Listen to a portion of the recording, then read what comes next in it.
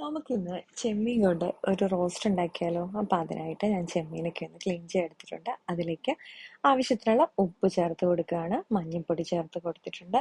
ഇനി ചേർക്കുന്നത് കുറച്ച് കാശ്മീരി ചില്ലി പൗഡറാണ്. എന്നിട്ട് ഇത് പെരട്ടി ഞാൻ അരമണിക്കൂർ മാറ്റി വെച്ചായിരുന്നു. അതിനുശേഷം നമ്മുടെ ചട്ടിയിലേക്ക് വെളിച്ചെണ്ണ ഒന്ന് ഒഴിച്ചു കൊടുത്തിട്ടുണ്ട്. ഇതിലേക്ക് പെരുംജീരകമാണ് ഞാൻ ഇട്ട് കൊടുത്തേക്കുന്നത്. കടുക് ഞാൻ ഇടാറില്ല കേട്ടോ. അത് ഇടണമെന്നുണ്ടെങ്കിൽ ഇടാം. എന്നിട്ട് ഉണക്കമുളക് താളിക്കാൻ വേണ്ടി ഇട്ട് കൊടുത്തു. ഇതിലേക്ക് നമുക്ക് കുറച്ച് കരിവേപ്പില, കാന്താരിയോ അല്ലെങ്കിൽ പച്ചമുളകോ ചേർത്ത് കൊടുക്കാം. അതുപോലെ ഇഞ്ചിയും വെളുത്തുള്ളിയും ഒന്ന് ചതച്ചത് ചേർത്ത് കൊടുക്കാം. പേസ്റ്റായിട്ട് ചേർക്കണമെന്നുണ്ടെങ്കിൽ ഈ സമയത്ത് അതാണെങ്കിൽ ചേർത്ത് കൊടുക്കാം. എന്നിട്ട് ഇതിൻ്റെ പച്ചമണം മാറി വരും വരെ നമുക്ക് ജസ്റ്റ് ഒന്ന് സോട്ട് ചെയ്തെടുക്കാം. അതിനുശേഷം ഞാൻ ചേർത്തത് സവാള ചെറുതായിട്ട് അരിഞ്ഞതാണ്. നമുക്ക് ഈ സമയത്ത് ചെറിയ ഉള്ളി ചതച്ചതാണെങ്കിലും ചേർത്ത് കൊടുക്കാം. ഇനി ഇതിൻ്റെയൊക്കെ പച്ചമണം ഒന്ന് മാറി വരണം. അപ്പൊ നമുക്ക് ആ സമയം വരെ ഇതുപോലെ ഒന്ന് വഴറ്റി കൊടുക്കണം. പച്ചമണം മാറി വരുന്ന സമയത്ത് നമുക്ക് കുറച്ച് തക്കാളി ഇതുപോലെ ഒന്ന് പീസ് ചെയ്തത് ചേർത്ത് കൊടുക്കാം.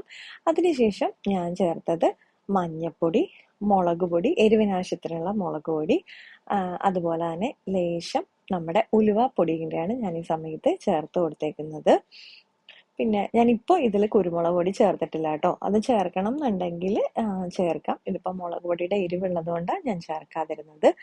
ഇനി നമ്മൾ പെരട്ടി മാറ്റി വെച്ച നമ്മുടെ ചെമ്മീനൊന്ന് ഇതിലേക്ക് ചേർത്ത് കൊടുക്കാം.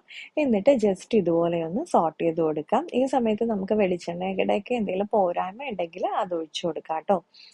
നല്ലപോലെ നമ്മുടെ മസാലയൊക്കെ ഒന്ന് നമ്മുടെ ചെമ്മീനിലേക്കൊന്ന് ആകും വരെ ഇതുപോലെ ഒന്ന് വഴറ്റി കൊടുക്കണം. അതിനുശേഷം നമുക്ക് കുറച്ച് വെള്ളം ഒന്ന് ഒഴിച്ചു കൊടുക്കണം. കാരണം ഇത് ഞാൻ കുറച്ച് പറ്റിച്ചാണ് ഉണ്ടാക്കുന്നത്. നമ്മൾ കുറച്ചുകൂടെ വെള്ളമായിട്ട് കൂടുതൽ വേണം എന്നുണ്ടെങ്കിൽ ലേശം കൂടെ വെള്ളം ഒഴിച്ചു കൊടുക്കാം കേട്ടോ. പക്ഷെ ഞാനിപ്പോൾ ഇത് റോസ്റ്റായിട്ട് തയ്യാറാക്കുന്നതുകൊണ്ടാണ് ഇത്രയും വെള്ളം ഒഴിച്ചത്.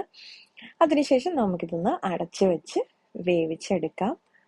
ഒരു 3-4 മിനിറ്റ് ഇതുപോലെ നമുക്ക് ലോ ഫ്ലെയിമിൽ ഇട്ടതിന് ശേഷം ഇടയ്ക്ക് ഒന്ന് തുറന്ന് നോക്കാം. ഇപ്പം നമ്മുടെ കറിയൊക്കെ ലോ ഫ്ലെയിമിൽ തന്നെയാണ് നന്നായിട്ട് തിളച്ച് വന്നിട്ടുണ്ട്. നമുക്ക് ഈ സമയത്ത് നല്ലപോലെ ഒന്ന് ഇളക്കി കൊടുക്കാം കേട്ടോ. ജസ്റ്റ് ഒന്ന് അങ്ങോട്ടും ഇങ്ങോട്ടും ഒക്കെ ഒന്ന് ഇളക്കി കൊടുക്കാം. അതിനുശേഷം നമുക്ക് ഇതിലേക്ക് ലേശം ചേർക്കേണ്ടത് പെരുംജീരകത്തിൻ്റെ പൊടിയാണ്. അത് ഈ സമയത്താണ് ഞാൻ ചേർക്കുന്നത്. അപ്പം നമുക്ക് കുറച്ച് പെരുംജീരകത്തിൻ്റെ പൊടിയും കൂടെ ഇതിലേക്ക് ഞാനിപ്പോൾ ചേർത്ത് കൊടുത്തിട്ടുണ്ട്.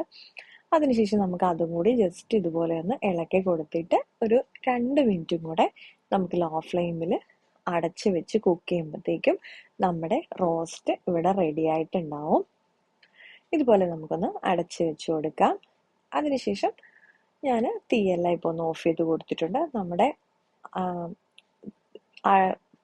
അടുപ്പിൻ്റെ ചൂടിലാട്ടോ ഇപ്പോൾ ഒന്ന് ജസ്റ്റ് തിളച്ചുകൊണ്ടിരിക്കുന്നതേ. ഞാൻ തീയെല്ലാം ഓഫ് ചെയ്ത് വെച്ചിട്ടുണ്ട്. ഇതുപോലെ നമ്മൾ കുറച്ച് നേരം കൂടെ തുറന്ന് വെച്ച് ലോ ഫ്ലെയിമിലൂടെ കുറച്ചുകൂടെ നമുക്ക് പറ്റിച്ചെടുക്കാം. ഞാനിപ്പോൾ ഈ ഒരു പരുവത്തിനായതുകൊണ്ടാണ് ഈ സമയത്ത് തീ ഓഫ് ചെയ്ത് കൊടുത്തേക്കുന്നത്. ഇനി ഇതിലേക്ക് നമുക്ക് കുറച്ച് കരിവേപ്പില ഒന്ന് ഇട്ട് കൊടുത്തു കഴിഞ്ഞാൽ നമ്മുടെ കറി ഇവിടെ റെഡി ആയിട്ടുണ്ട് കേട്ടോ.